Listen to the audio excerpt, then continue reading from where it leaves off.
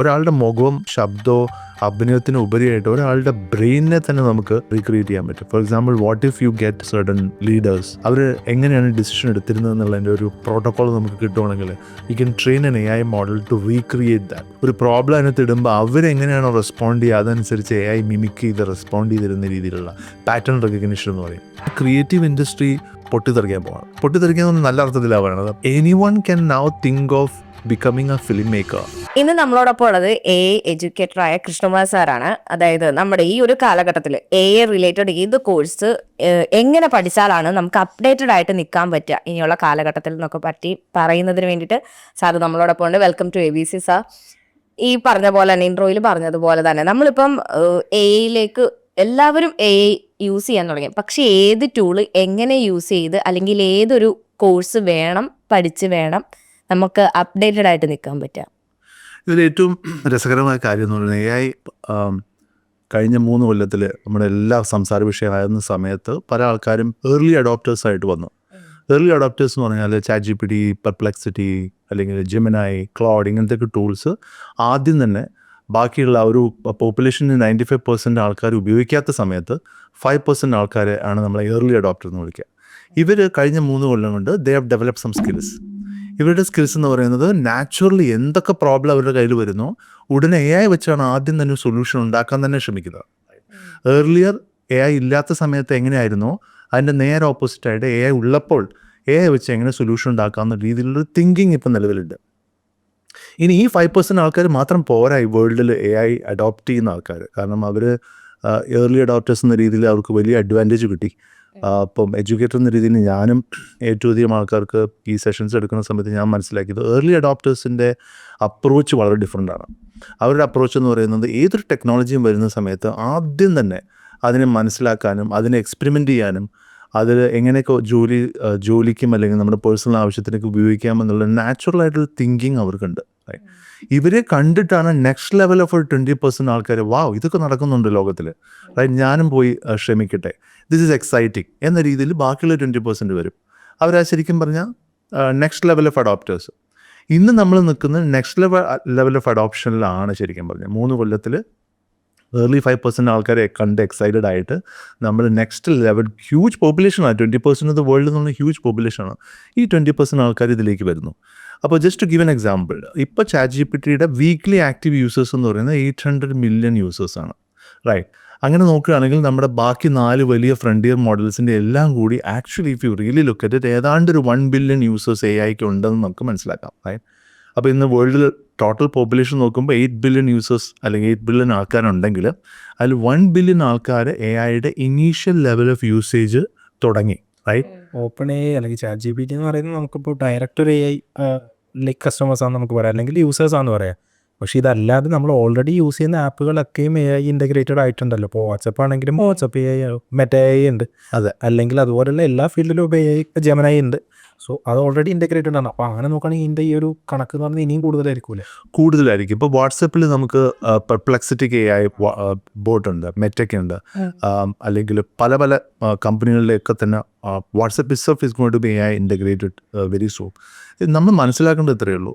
ഒരു education point of വ്യൂവിൽ ഒരു വേൾഡിലൊരു പ്ലാറ്റ്ഫോം ഷിഫ്റ്റ് നടക്കുകയാണ്. അപ്പം ഇത് ആദ്യം 3 കൊല്ലം മുമ്പ് ഇത് വന്ന സമയത്ത് കുറച്ച് ടൂൾസ് എക്സ്ട്രാ വന്നു എന്ന് മാത്രമേ ആൾക്കാർക്ക് അറിയണ്ടായിരുന്നുള്ളൂ. അപ്പോൾ പ്ലാറ്റ്ഫോം ഷിഫ്റ്റ് എന്ന് പറഞ്ഞാൽ എന്താണ്? ഇൻ്റർനെറ്റിൽ നിന്ന് സ്മാർട്ട് ഫോണിലേക്ക് വന്നപ്പോൾ അതൊരു വലിയ പ്ലാറ്റ്ഫോം ഷിഫ്റ്റായി. അപ്പോൾ പ്ലാറ്റ്ഫോം ഷിഫ്റ്റ് എന്ന് പറയുന്നത് എല്ലാ ആൾക്കാർക്കും ഈ പ്ലാറ്റ്ഫോം ഷിഫ്റ്റിൽ വിജയിക്കാൻ സാധിക്കില്ല. റൈറ്റ്. ഇപ്പോൾ ഇൻ്റർനെറ്റ് റെവല്യൂഷനിൽ വിജയിച്ച ആൾക്കാരാണ് ശരിക്കും പറഞ്ഞാൽ മൈക്രോസോഫ്റ്റ് എന്ന് പറയുന്ന കമ്പനി. റൈറ്റ്. പക്ഷേ സ്മാർട്ട് ഫോൺ റെവല്യൂഷനിൽ അവർക്ക് ഒന്നും ചെയ്യാൻ പറ്റിയില്ല, മറിച്ച് ആപ്പിളിനാണ് പറ്റിയത്. പക്ഷേ ക്ലൗഡ് കമ്പ്യൂട്ടിംഗ് വന്നപ്പോഴേക്കും മൈക്രോസോഫ്റ്റ് വീണ്ടും അവരുടെ ആധിപത്യം ഉറപ്പിച്ചു. ഇങ്ങനെ നോക്കുകയാണെങ്കിൽ ഓരോ പ്ലാറ്റ്ഫോം ഷിഫ്റ്റിലും എല്ലാ ആൾക്കാർക്കും വിജയിക്കാൻ പറ്റുന്നില്ല. AI പ്ലാറ്റ്ഫോം ഷിഫ്റ്റ് വന്നപ്പോഴേക്കും മൈക്രോസോഫ്റ്റും അല്ലെങ്കിൽ AWS അങ്ങനെ ആമസോൺ അല്ലെങ്കിൽ ഇവർക്കൊന്നും ഓപ്പൺ AI ചെയ്യുന്ന പോലെ ചെയ്യാൻ പറ്റിയില്ല, അല്ലെങ്കിൽ ക്ലൗഡ് ചെയ്യുന്ന പോലെ ചെയ്യാൻ പറ്റിയില്ല. പക്ഷെ ഗൂഗിളിന് ഇപ്പോൾ തിരിച്ചു വരാൻ സാധിക്കുന്നുണ്ട്. അപ്പോൾ ഇതെന്നെല്ലാം നമുക്ക് മനസ്സിലാക്കേണ്ടതെന്ന് വെച്ചാൽ ഈ പ്ലാറ്റ്ഫോം ഷിഫ്റ്റ് സംഭവിക്കുന്ന സമയത്ത് ലാർജ് ലെവൽ ഓഫ് സ്കില്ലിങ് നമുക്ക് വേണ്ടി വരും. നമുക്ക് വേറെ രീതിയിൽ പറയാം, റീസ്കില്ലിങ് വേണ്ടി വരും. റൈറ്റ്. ഏർലിയർ നമ്മൾ പഠിച്ചത് ഒരു AI അല്ലാത്ത റെയിൽ വേണ്ടി വരാവുന്ന സ്കില്ലുകളാണ്. ഇപ്പോൾ ഒന്നും വേണ്ട. അപ്പോൾ പണ്ട് ആൾക്കാർ മീഡിയ പ്രൊഡക്ഷൻ പഠിക്കാൻ വേണ്ടിയിട്ട് കോളേജസ് ഉണ്ടായിരുന്നു, റൈറ്റ്? അവിടെ പോയിട്ട് ആദ്യം എന്താ പഠിക്കുക? വലിയ ക്യാമറകൾ ഓപ്പറേറ്റ് ചെയ്യാനാണ് പഠിക്കുക, റൈറ്റ്? പിന്നെ എഡിറ്റിംഗ് പഠിക്കും. ഇതെല്ലാം കഴിഞ്ഞ് നമ്മൾ റിയൽ ഗ്രൗണ്ടിലേക്ക് വന്നപ്പോൾ നമ്മൾ ഫോണും കൊണ്ടാണ് കോണ്ടന്റ് പിടിക്കാൻ പോകുന്നത്, റൈറ്റ്? അപ്പം എൻറ്റയർ ഷിഫ്റ്റാണ് സംഭവിച്ചത്, right? Because you are able to do it, right? Similarly വലിയ അഡോബ് ഫോട്ടോഷോപ്പ് അല്ലെങ്കിൽ ഹ്യൂജ് ലെവൽ ഓഫ് സോഫ്റ്റ്വെയർ എല്ലാം പഠിച്ച് വീണ്ടും നമ്മൾ ജോലിയിലേക്ക് കിടക്കുന്ന സമയത്ത് നമ്മളിപ്പോൾ എഡിറ്റിംഗ് നടത്താൻ പോകുന്നത് നാനോ ബനാന വെച്ചിട്ടാണ്, റൈറ്റ്? അല്ലെങ്കിൽ വീഡിയോ ഉണ്ടാക്കാൻ പോകുന്നത് ചിലപ്പോൾ VO3 വെച്ചിട്ടായിരിക്കും, റൈറ്റ്? അല്ലെങ്കിൽ എൻ്റെ സ്ട്രാറ്റജി ഡോക്യുമെൻ്റ് ഉണ്ടാക്കുന്നത് ChatGPT വെച്ചായിരിക്കും, അല്ലെങ്കിൽ ഡേറ്റ അനാലിസിസ് ചെയ്യാൻ പോകുന്നത് ക്ലൗഡ് വെച്ചായിരിക്കും, റൈറ്റ്? അപ്പോൾ ഇത്തരത്തിലൊരു AI ടീംമേറ്റ്സിനെ നമുക്ക് ബിൽഡ് ചെയ്യേണ്ടി വരും. What is N AI teammate? നമ്മളൊരു കമ്പനിയിൽ ജോലി ചെയ്യുന്ന സമയത്ത് നമുക്ക് കൊളാബറേറ്റ് ചെയ്യാൻ വേണ്ടി ഒരു 4-5 പേര് വേണം, അല്ലേ? എന്നാലേ നമ്മുടെ ജോലി, ഒരു മാനേജർ എന്ന രീതിയിൽ നമുക്ക് ജോലി ചെയ്യാനായിട്ട് ഇത്രയും ആൾക്കാർ വേണം, റൈറ്റ്? ഇന്ന് നമുക്ക് ആൾക്കാരെ കിട്ടാനുള്ള വലിയ ബുദ്ധിമുട്ടുണ്ട്. കാരണം ഓരോരുത്തരുടെയും ആസ്പിറേഷൻസ് ഡിഫറെൻ്റ് ആണ്. അവർക്ക് ഓരോരുത്തർക്കും ഓൺട്രപ്രനർ ആയിട്ടുള്ള ആവശ്യങ്ങളുണ്ട്. ചിലർക്ക് അങ്ങനെ 9 to 6 കൈൻഡ് ഓഫ് ജോബ്സിനോട് താല്പര്യമില്ല. അങ്ങനെ വലിയൊരു psychological behavioural kind of differences ഇപ്പോൾ സംഭവിക്കുന്നുണ്ട്. ഒരു മാനേജർ അല്ലെങ്കിൽ ഒരു ഓൺട്രപ്രനർക്ക് എന്താ വേണ്ടത്? I need people who can actually B resourceful. ഈ ആൾക്കാരാണ് ശരിക്കും പറഞ്ഞ AI ടീംമേറ്റ്സ് എന്ന് പറയുന്നത്. ഈ AI ടീംമേറ്റ്സിനായിട്ട് വർക്ക് ചെയ്യുന്ന സമയത്ത് ഈ AI ടീംമേറ്റ്സ് എങ്ങനെയൊക്കെ വർക്ക് ചെയ്യുന്നതിനെ പറ്റി നമുക്കൊരു അണ്ടർസ്റ്റാൻഡിങ് വേണം. അതിനാണ് നമ്മൾ ഇനീഷ്യൽ ലെവൽ ഓഫ് ഓരോ ടൂളിൻ്റെയും കേപ്പബിലിറ്റീസ് എന്താണ്, ഓരോ ടൂളിന് എന്തൊക്കെ പ്രോംപ്റ്റിംഗ് ടെക്നിക്സ് ഉപയോഗിച്ചാലാണ് ഈ ടൂൾസ് ഏറ്റവും നല്ല പെർഫോമൻസ് തരിക, ഇത്തരത്തിലുള്ള അണ്ടർസ്റ്റാൻഡിങ് വേണം. മൂന്നാമത് ഈ ടൂൾസുമായിട്ട് വർക്ക് ചെയ്ത് പ്രാക്ടീസ് വേണം, റൈറ്റ്? ഒരിക്കലും ഐഡിയ ആയിട്ട് മാത്രം നിലനിൽക്കാൻ പറ്റില്ല. ലൈക്ക് നമ്മൾ എല്ലാ ദിവസവും 1-2 മണിക്കൂർ ഈ ടൂൾസായിട്ട് വളരെ കോൺസ്റ്റൻ്റ് ആയിട്ട് ഇൻട്രാക്ട് ചെയ്യുന്ന സമയത്ത് മാത്രമാണ് ടൂൾസിൻ്റെ പെർഫോമൻസ് എന്താണെന്നും ഓരോരോ ടൂൾസ് എന്തൊക്കെ യൂസ് കേസസിനാണ് നല്ലതെന്നും ഈ ടൂൾ മറ്റു ടൂൾ തമ്മിൽ ഡിഫറൻസ് എന്താണെന്നൊക്കെ നമുക്ക് മനസ്സിലാവുള്ളൂ, റൈറ്റ്? സിമിലർലി ഇപ്പോൾ കോണ്ടന്റ് പ്രൊഡക്ഷൻ ടൂൾസ് നോക്കുകയാണെങ്കിലും ചില ടൂൾസായിട്ട് നമ്മൾ പെട്ടെന്ന് വൈബാവും. ഇതെനിക്ക് പറ്റിയത്, എനിക്ക് സിങ്ക് പറ്റിയ നമുക്ക് താല്പര്യമോ, ചിലതിനോട് നമുക്കൊരു റെസിസ്റ്റൻസ് വരും. ഇതെല്ലാം എല്ലാ തരത്തിലുള്ള ടെക്നോളജിയിലും ഉണ്ട്. നമ്മൾ മനസ്സിലാക്കേണ്ടത് ആസ് എ ബിഗിനർ, ഇപ്പോൾ ഒരാൾ ഒരു ഈ AI ജേർണി സ്റ്റാർട്ട് ചെയ്യുന്ന സമയത്ത് start with the most available tools. Free ആയിട്ടുള്ള ടൂൾസ് അവൈലബിൾ ആണ്. Like to just to tell you, ChatGPT ഫോണിൽ കിട്ടുക എന്നുള്ളത് തന്നെ ഇറ്റ്സ് എ ഗുഡ് സ്റ്റാർട്ട്. എന്ത് കാര്യത്തിന് വേണ്ടിയും യു ക്യാൻ ആസ്ക് ഇല്ല. ഇപ്പോൾ ചെറിയ കുട്ടികൾ പോലും അത് ഇൻറ്റ്യൂട്ടീവ്ലി ഉപയോഗിക്കുന്നുണ്ട്. ആരും അവർക്ക് ട്യൂട്ടോറിയൽ കൊടുത്തിട്ടല്ല അവർ ഉപയോഗിക്കുന്നത്, അല്ലേ? മറിച്ച് അവർ they start interacting with it. അവർ വോയിസ് സ്റ്റേഷൻ ഉപയോഗിക്കുന്നു, വോയിസ് ചാറ്റ് ഉപയോഗിക്കുന്നു. They start using it. Use ചെയ്യുന്ന സമയത്ത് നമുക്ക് കിട്ടുന്ന AI ഇൻസൈറ്റ്സ് എന്ന് പറയുന്നത് വളരെ ഡിഫറെൻ്റ് ആണ്, റൈറ്റ്? പക്ഷേ ഇതിനോടൊപ്പം തന്നെ നമ്മൾ മനസ്സിലാക്കേണ്ടത് AIയുടെ ഒരു നാച്ചുറൽ ആയിട്ടുള്ള നമ്മുടെ കോൺവെർസേഷൻസ് മാത്രമല്ല ഇതിലുള്ള ഓപ്പർച്യൂണിറ്റി, അല്ലേ? ഗൂഗിൾ സെർച്ച് ചെയ്യുന്ന പോലെ ChatGPT ഉപയോഗിച്ചുകൊണ്ട് നമുക്ക് നെക്സ്റ്റ് ലെവലിൽ പോകാൻ പറ്റില്ല. So you have to use it to create economic value. ഇപ്പോൾ ഞാൻ എപ്പോഴും പറയുന്ന കാര്യം, നിങ്ങൾക്ക് ഒരു 25,000 റുപ്പീസ് AI കൊണ്ട് ഉണ്ടാക്കാൻ പറ്റുമോ? അതെന്ത് സർവീസ് കൊടുത്തിട്ടായിരിക്കും ഉണ്ടാക്കുക? ആ രീതിയിൽ തിങ്ക് ചെയ്യുമ്പോൾ മാത്രമേ നമുക്ക് AI ഒരു റിസോഴ്സായിട്ട് ഉപയോഗിക്കാൻ പറ്റുള്ളൂ, അല്ലേ? ഒരു റിസോഴ്സ്, ലൈക്ക് നമ്മുടെ കയ്യിലുള്ള റിസോഴ്സിനെ ഉപയോഗിച്ചുകൊണ്ട് നമുക്ക് ഒരു വാല്യൂ ഒരാൾക്ക് കൊടുത്ത് നമുക്കൊരു ഫീസ് കിട്ടാൻ പറ്റുന്ന രീതിയിലൊരു ട്രാൻസാക്ഷൻ നമ്മൾ ഡെവലപ്പ് ചെയ്യാൻ പറ്റുമോ? അതോ ഇത് വെറും ഫണ്ണാണോ, റൈറ്റ്? അതോ ഇത് വെറും എൻ്റർടൈൻമെൻ്റ് ആണോ? നമുക്ക് ഇമേജ് ഉണ്ടാക്കുന്നു, ആൾക്കാർക്ക് അയച്ചു കൊടുക്കുന്നു, ഹാപ്പി ബർത്ത്ഡേ അയക്കുന്നു, ഇത് മാത്രമാണോ ഉള്ളത്, റൈറ്റ്? അപ്പോൾ ശരിക്കും ഒരു അമ്യൂസ്മെൻറ്റ് ആക്ടിവിറ്റിയിൽ നിന്നും ഒരു എക്കണോമിക് ആക്ടിവിറ്റിയിലേക്ക് AIനെ മാറ്റുക എന്നുള്ളതായിരിക്കും ശരിക്കും പറഞ്ഞാൽ 2026 ഒരു ലാർജ് ലെവൽ ഓഫ് പോപ്പുലേഷൻ ചെയ്യാൻ പോകുന്ന ഒരു വലിയ കാര്യക്കാരൻ. ഇപ്പം അതിനൊരു ഇപ്പം എല്ലാവർക്കും സ്റ്റാർട്ടിങ് ആയിരിക്കും കൺഫ്യൂഷൻ ഉണ്ടാവുക. അല്ലെങ്കിൽ ഞാനിത് എവിടെ സ്റ്റാർട്ട് ചെയ്യണം, AI റിലേറ്റഡ് ഇപ്പം എഡ്യൂക്കേഷന് വേണ്ടിയിട്ടാണെങ്കിൽ എവിടെ ഞാനിത് തുടങ്ങി വെക്കണം എന്നൊരു കൺഫ്യൂഷൻ എല്ലാവർക്കും വരും. ഇത് ആക്ച്വലി ലേറ്റ് ആയിട്ടുള്ളൊരു സമയമാണ്. കാരണം ബാക്കിയുള്ള സ്ഥലങ്ങളെല്ലാം ഒരുപാട് മുന്നിലോട്ട് പോയി എന്ന് മാത്രമല്ല, അവർ ഓൾറെഡി AI എസ്റ്റാബ്ലിഷ്ഡ് ആണ്. AI ആണ് ഇനിയുള്ള കാലം എന്നൊന്നും പറയേണ്ട സമയമല്ല, അതൊക്കെ കഴിഞ്ഞു. ലൈക്ക് AI തന്നെയാണ് ഇപ്പോൾ ഉള്ളത്. അപ്പോൾ ഇപ്പോഴും ട്രഡീഷണൽ അല്ലെങ്കിൽ നോർമൽ കോഴ്സസ് ചെയ്യുകയും ഒരു നോർമൽ ജോലിക്ക് വേണ്ടി നോക്കുകയും ചെയ്യുന്ന ആൾക്കാരാണ് നമുക്ക് ചുറ്റുമുള്ള കൂടുതൽ ആൾക്കാരും. അപ്പോൾ അവർ AIനെ ഏത് രീതിയിലാണ് അപ്പോസ് ചെയ്യേണ്ടത്? ഫസ്റ്റ് ടൈം ഒരു ഇത് ഇതിൽ ഏറ്റവും നമ്മൾ മനസ്സിലാക്കേണ്ട കാര്യം, പല കൺവെൻഷണൽ സ്ട്രക്ചേഴ്സും ഇപ്പോൾ എഡ്യൂക്കേഷൻ ആണെങ്കിൽ തന്നെ നമ്മൾ നോക്കിയാൽ മനസ്സിലാക്കാൻ പറ്റും. ഇപ്പോൾ ഒരു കോളേജിൽ പോവുക, കൊച്ചിയിൽ അല്ലെങ്കിൽ കേരളത്തിലൊരു കോളേജിൽ പോയിട്ട് ഇവിടെ ജനറേറ്റീവ് AI പഠിപ്പിക്കുന്ന ആരെങ്കിലും ഉണ്ടോ എന്ന് ചോദിക്കുക, ആരും ഉണ്ടാവില്ല, റൈറ്റ്? AI ML പഠിപ്പിക്കുന്ന ആൾക്കാരുണ്ടാവും, പൈത്തൺ പഠിപ്പിക്കുന്ന ആൾക്കാരുണ്ടാവും. അപ്പോൾ ജെൻ AI സ്പെസിഫിക് ആയിട്ട് ഒരു കോഴ്സ് കരിക്കുലമിൽ നിലവിലുണ്ടോ എന്ന് ഏറ്റവും നല്ല കോളേജുകളിൽ പോയി ചോദിച്ചാൽ പോലും അവിടെ ആരും ഉണ്ടാവില്ല. അപ്പോൾ ഇതിന് കാര്യം എന്തെന്ന് വെച്ചാൽ ഇതൊരു എസ്റ്റാബ്ലിഷ്ഡ് ആയിട്ടുള്ള ഒരു കൺവെൻഷണൽ സിസ്റ്റത്തിലേക്ക് കയറുമ്പോൾ മാത്രമേ അത് സിസ്റ്റത്തിൻ്റെ ഭാഗമാവത്തുള്ളൂ. ഇത് ഇപ്പോഴും ഔട്ട് ഓഫ് ദ സിസ്റ്റമായിട്ട് നിലനിൽക്കുക. സിസ്റ്റത്തിൻ്റെ കാര്യം പറയും. ഇപ്പോൾ എഡ്യൂക്കേഷനിലാണെങ്കിൽ പോലും ഒരുപാട് ഒരു കുറ്റമായിട്ട് പറഞ്ഞുകൊണ്ട് കിടന്ന കാര്യമാണ്. അതായത് നമ്മൾ ഓർമ്മശക്തി ടെസ്റ്റ് ചെയ്യലാണ് എക്സാമിൻ്റെ പർപ്പസ് എന്നുള്ളത്. അപ്പോൾ ഓർമ്മശക്തി ടെസ്റ്റ് ചെയ്തുകൊണ്ട് മനുഷ്യന്മാർക്ക് ഇപ്പോൾ വരേണ്ട കാര്യമുണ്ടോ? കാരണം ഫയൽസിൽ ഇത്രയും അടുക്കിയിരിക്കുന്ന കാര്യങ്ങളൊക്കെ ഇപ്പം വിരൽത്തുമ്പിലാണുള്ളതെന്ന് പറയുന്ന ഒരു 5-10 കൊല്ലം മുന്നേ ഉണ്ടായിരുന്ന കോട്ടാണ് ഇപ്പോൾ പറയുന്നത്.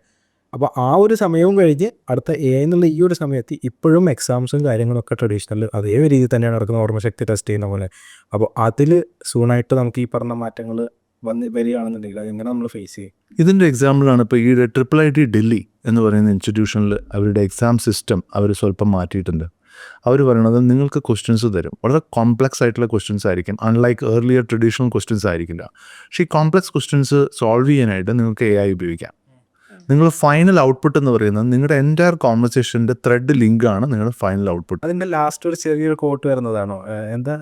എന്തോ AI-നെ പറ്റിക്കുന്ന പോലത്തെ എന്തോ ഒരു കോട്ട് പോലെ വരുന്നൊരു ക്വസ്റ്റ്യൻ ആയിരുന്നു. അങ്ങനെ അത് ട്രിക്കി ആയിട്ടുള്ളതുണ്ട്. ഈ കാര്യം ഇത്രയേ ഉള്ളൂ, എങ്ങനെയാണ് സ്റ്റുഡൻസ് ഈ പ്രോബ്ലം സോൾവ് ചെയ്യാനായിട്ട് AI ഉപയോഗിക്കുന്നത് എന്നുള്ള thought process, right? For example ഇതിനകത്ത് ഹ്യൂമൻ ഇൻ ദ ലൂപ്പ് എന്ന് പറയുന്നൊരു സംഭവമുണ്ട്.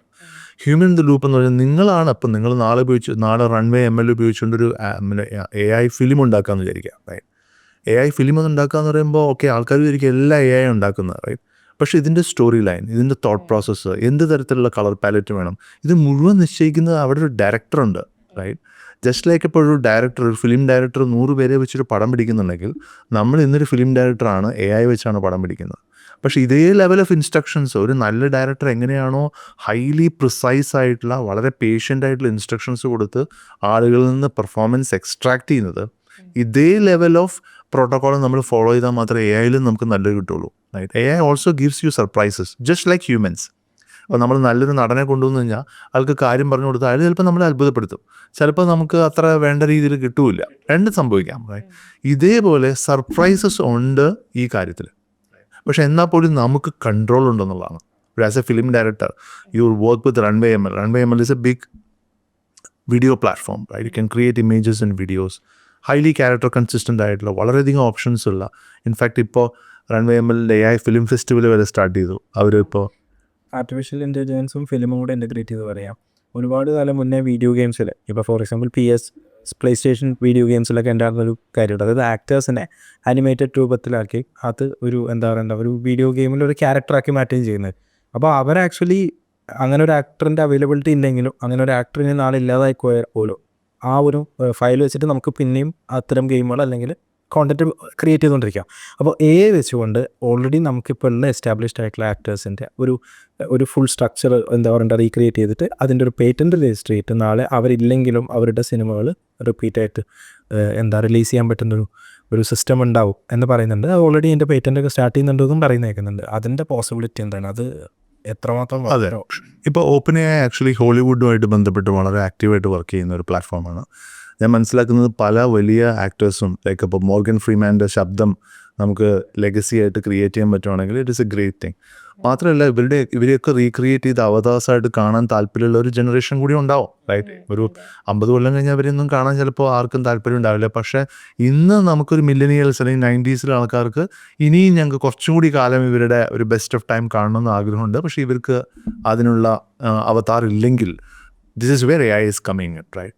അപ്പം റീക്രിയേഷൻ ഓഫ് സെലിബ്രിറ്റീസ് അതൊരു വലിയ ഏരിയയാണ്. അവരുടെ വോയിസ്, അവരുടെ എൻറ്റയർ മൂവ്മെൻറ്റ്സ് എല്ലാം ഒരു ഫിലിമിലേക്ക്. ഇപ്പോൾ ഈയിടെ തന്നെ ഒരു ക്യാറ്റ് എൻ്റർടൈൻമെൻറ്റ്സ് എന്ന് പറയുന്നൊരു ആഡ് ഏജൻസി ഉണ്ട്, അഡ്വർടൈസിങ് ഫിലിം കമ്പനി. അവർ തന്നെ ഒരു ക്ലയൻറ്റിന് വേണ്ടി അവരുടെ ഏർലിയർ ആയിട്ടുള്ള ലേറ്റ് എന്ന് പറഞ്ഞാൽ മരിച്ചുപോയ ഒരു ഫൗണ്ടറെ അവർ റീക്രിയേറ്റ് ചെയ്തു ആഡ് ഫിലിമിൽ. എനിക്ക് കണ്ട സമയത്ത് എനിക്ക് തോന്നി അത് റിയലായിട്ട് തോന്നി, വളരെ റിയൽ ലൈഫായിട്ട് തോന്നി. ഐ തോട്ട് ഇത് നേരത്തെ ഷൂട്ട് ചെയ്ത് വെച്ച് തന്നെ ഫൂട്ടേജ് ഉപയോഗിക്കുകയാണെന്ന്. പക്ഷേ അതിൻ്റെ ക്വാളിറ്റി കണ്ടപ്പോൾ തോന്നിയത് വളരെ മോഡേൺ ആണെന്ന് തോന്നി. അപ്പോൾ it was very surprising that companies are using this right now. ഇതുപോലെയുള്ള പോസിബിലിറ്റീസ് നമുക്ക് ധാരാളം ഉണ്ടാവും. ഒന്ന്, ഇത് ഒരാളുടെ മുഖഭാവമോ ശബ്ദമോ അഭിനയത്തിന് ഉപരിയായിട്ട് ഒരാളുടെ ബ്രെയിനിനെ തന്നെ നമുക്ക് റീക്രിയേറ്റ് ചെയ്യാൻ പറ്റും. For example, what if you get like the decision making power of certain leaders, അവർ എങ്ങനെയാണ് ഡിസിഷൻ എടുത്തിരുന്നത് എന്നുള്ളതിൻ്റെ ഒരു പ്രോട്ടോക്കോൾ നമുക്ക് കിട്ടുവാണെങ്കിൽ you can train an AI model to recreate that. ഒരു പ്രോബ്ലം അതിനകത്ത് ഇടുമ്പോൾ അവരെങ്ങനെയാണോ റെസ്പോണ്ട് ചെയ്യുക അതനുസരിച്ച് AI മിമിക് ചെയ്ത് റെസ്പോണ്ട് ചെയ്തിരുന്ന രീതിയിലുള്ള പാറ്റേൺ റെക്കഗ്നിഷൻ എന്ന് പറയും. അത്തരത്തിലുള്ള പല സാധ്യതകളും ഈ ഏരിയയിൽ വരും. ഇതിൽ ഏറ്റവും മനസ്സിലാക്കുന്ന ക്രിയേറ്റീവ് ഇൻഡസ്ട്രി ശരിക്കും പറഞ്ഞാൽ പൊട്ടിത്തെറിക്കാൻ പോകണം. എന്നുവെച്ചാൽ ഇത് പൊട്ടിത്തെറിക്കാൻ നല്ല അർത്ഥത്തിലാണ് പറയുന്നത്. Like any one can now think of becoming A film maker. ഇപ്പോൾ പറഞ്ഞത് നമ്മളെല്ലാം കാണുന്ന ഏതിൻ്റെ ഒരു സൈഡാണ്, എല്ലാവരും കണ്ടുകൊണ്ടിരിക്കുന്ന സൈഡാണ് ഇപ്പോൾ നമ്മൾ സംസാരിച്ചത്. അതായത് നമ്മൾ യൂട്യൂബ് തുറന്നാൽ ഇപ്പോൾ കാണുന്നത് AI വെച്ച് ജനറേറ്റ് ചെയ്ത ഒരു സിനിമ വിഷ്വൽ, അല്ലെങ്കിൽ ഇത് ആണോ എന്ന് നമ്മൾ ചോദിക്കേണ്ടി വരുന്ന പോലത്തെ അത്തരം വിഷ്വൽസാണ് നമ്മൾ കാണുന്നത്. പക്ഷേ ശരിക്കും ഞാൻ എൻ്റെ ഡൗട്ടായിട്ട് ചോദിക്കുകയാണെങ്കിൽ ഇത് തന്നെയാണോ ലൈക്ക് കമ്പ്യൂട്ടിങ്, അല്ലെങ്കിൽ ഇത്തരം കാര്യങ്ങൾ, അല്ലെങ്കിൽ ഒരു like lakhs and lakhs of എംപ്ലോയീസിനെ ഒറ്റ ദിവസം കൊണ്ട് ഇല്ലാതാക്കാൻ പറ്റുന്ന ഒരു ഡേഞ്ചറസ് വെപ്പൺ കൂടെ അല്ലേ AI? അപ്പോൾ അതിപ്പം നടക്കുന്നുണ്ടോ ബാക്ക്ഗ്രൗണ്ടിൽ? അറിയൂല അങ്ങനെ ഒരു സംഭവം നടക്കുന്നെങ്കിൽ നമ്മൾ അറിയൂ. തീർച്ചയായിട്ടും. അപ്പോൾ ഓരോ ഇൻഡസ്ട്രിയുടെയും സിസ്റ്റമും സ്ട്രക്ചറുമാണ് ഇത് ചോദ്യം ചെയ്യുന്നത് സത്യം പറഞ്ഞാൽ. ഇപ്പോൾ ഒരു ഫിലിം മേക്കിംഗ് ഇൻഡസ്ട്രിക്ക് ഒരു സിസ്റ്റം ഉണ്ട്, ഒരു സ്ട്രക്ചർ ഉണ്ട്. അതായത് ഒരു ഡയറക്ടർ അല്ലെങ്കിൽ ഒരു പ്രൊഡ്യൂസർ വരുന്നു, അവർ കഥ തീരുമാനിക്കുന്നു, അതിനുവേണ്ടി ആൾക്കാരെ എടുക്കുന്നു. ഈ സ്ട്രക്ചറിനെ നമ്മൾ പുതിയൊരു സ്ട്രക്ചറിലേക്ക് നോക്കുന്ന സമയത്ത് ഇതിൻ്റെ എഫർട്ടും ഇതിൻ്റെ കോസ്റ്റും ഒക്കെ തന്നെ 1/100 മാറ്റുന്നു. എന്നാൽ ആസ്വാദനത്തിന് വലിയ കുറവില്ല താനും. പക്ഷെ ആ ലെവലിൽ എത്തിയിട്ടില്ല, എന്നാലും it will improve. Like looking at the cost it is really good. ഇപ്പോൾ 1/100 ഒരു കോസ്റ്റിലൊരു പ്രൊഡക്ഷൻ ഉണ്ടാക്കിയിട്ട് നമുക്കത് കാണാൻ പറ്റുന്ന വാച്ചബിൾ ആണെങ്കിൽ which means it has value. Right? ഇത്തരത്തിൽ നമ്മൾ എത്തിക്കഴിഞ്ഞു. ഇതിൻ്റെ കമ്പ്യൂട്ട് പവർ, ഇതിൻ്റെ ഗ്രാഫിക് ഇൻ്റർഫേസസ്, അല്ലെങ്കിൽ ഇതിൻ്റെ പ്രോസസ്സിങ്, ടോക്കൺസ്, മോഡൽസിൻ്റെ ഒക്കെ ഇമ്പ്രൂവ് ചെയ്യുന്നതനുസരിച്ച് ഇതിൻ്റെ വിഷ്വൽ എക്സ്പീരിയൻസസ് വേറെ ലെവലായിരിക്കും. ഇപ്പോൾ ഈയിടെ തന്നെ രാജമൗലി പറഞ്ഞു ഇനിയിപ്പോൾ ബാഹുബലി 5 കൊല്ലം കൊണ്ടാണ് പിടിച്ചത്, 2 പാർട്ട് 1 പാർട്ട് 2. ഇപ്പോൾ പിടിക്കുകയാണെങ്കിൽ എനിക്ക് 3 മാസം മതി എന്ന് രാജമൗലി തന്നെ. എന്ന് വെച്ചാൽ ഒരു എഫർട്ട് അയാൾ തന്നെ എടുത്ത 5 കൊല്ലത്തെ എഫർട്ടിനെ ഡിസ്കൗണ്ട് ചെയ്തിട്ടാണ് അയാൾ പറയണത്. ലൈക്ക് ഇത് എനിക്ക് ഇത്ര മാസം കൊണ്ട് ചെയ്യാൻ പറ്റും. എനിക്ക് തോന്നുന്നത് അദ്ദേഹത്തിൻ്റെ പുതിയ പടം ഇത്തരത്തിലുള്ളൊരു ശ്രമമാണോ എന്ന് പോലും എനിക്ക് സംശയമുണ്ട്. എനിക്ക് ട്രെയിലർ വലിയ ഇഷ്ടപ്പെട്ടൊന്നുമില്ല, കാരണം അദ്ദേഹത്തിൻ്റെ ആദ്യത്തെ ട്രെയിലർ വർക്ക്, ഐ മീൻ സിനിമയുടെ വിഷ്വൽ എക്സ്പീരിയൻസ് വെച്ച് നോക്കുമ്പോൾ ഇത് എവിടെയോ ഒരു ഇതിനൊരു ആർട്ടിഫിഷ്യാലിറ്റി ഉണ്ടോ എന്ന് എനിക്ക് തോന്നി. പക്ഷേ ഐ മീൻ ആളുകളുടെ എക്സ്പീരിയൻസ് ആണ് ഏറ്റവും ഇമ്പോർട്ടൻറ്റ്. ആൾക്കാർക്ക് ഇഷ്ടപ്പെട്ടാൽ ഇഷ്ടപ്പെട്ടു. ഇപ്പോൾ കുറേയൊക്കെ ആൾക്കാരുടെ സെൻസിബിലിറ്റി മാറി തുടങ്ങി. ഇപ്പോൾ AI മ്യൂസിക് അല്ലെങ്കിൽ AI ഫിലിംസ് ഇതെല്ലാം ആൾക്കാർക്ക് ഓക്കെയാണ്. ലൈക്ക് ഷിഫ്റ്റ് നടക്കുന്നുണ്ട്. അപ്പോൾ ഇത്തരത്തിൽ നമ്മളൊക്കെ ഞാനൊരു മില്ലിനിയലാണ്. അപ്പോൾ മില്ലിനിയൽ എന്ന് പറഞ്ഞാൽ ഞങ്ങൾ എല്ലാ ഷിഫ്റ്റും കണ്ടിട്ടുണ്ട്. ഞങ്ങൾ ഏറ്റവും ചുരുങ്ങിയ ലെവൽ വിഷ്വൽ എക്സ്പീരിയൻസ് മുതൽ ഏറ്റവും ഹയസ്റ്റ് ഇപ്പോൾ നിലനിൽക്കുന്ന എല്ലാം കാണുമ്പോൾ ഞങ്ങൾക്ക് എല്ലാം അപ്രിഷ്യേറ്റ് ചെയ്യാനുള്ള സമയമുള്ളൂ. അതുകൊണ്ടാണ് നമ്മൾ യൂഷ്വലി മില്ലിനിയേഴ്സിനെ കണ്ടു കഴിഞ്ഞാൽ എല്ലാവരും അത്ഭുതത്തിലാണ് നിൽക്കുന്നത്. ഓൾവേസ് വണ്ടറിങ് വാവ് എന്ന് പറഞ്ഞിട്ട്. അപ്പോൾ ഇപ്പോഴത്തെ എൻ്റെ മകനെ സംബന്ധിച്ചോളം പല കാര്യങ്ങൾക്കും വാവ് ഫാക്ടർ ഇല്ല അവർക്ക്. അത്രയും എക്സ്ട്രീം ലെവൽ ഓഫ് എൻ്റർടൈൻമെൻറ്റ് വന്നാൽ മാത്രമേ അവർ അതിനെ ഇറ്റ്സ് ഗുഡ് എന്ന് പറയുന്നുള്ളൂ. നമ്മളതല്ല, നമ്മൾ ചെറിയൊരു ഡിഫറൻസ് കാണുമ്പോൾ തന്നെ നമ്മളതിനെ അപ്രിഷ്യേറ്റ് ചെയ്യും. നമ്മൾ ഒരു വാവ് അമേസിങ് എന്നൊക്കെ പറയും. ഇതിന് വലിയ ഒരു ചേഞ്ച് ആയിട്ട് വരും.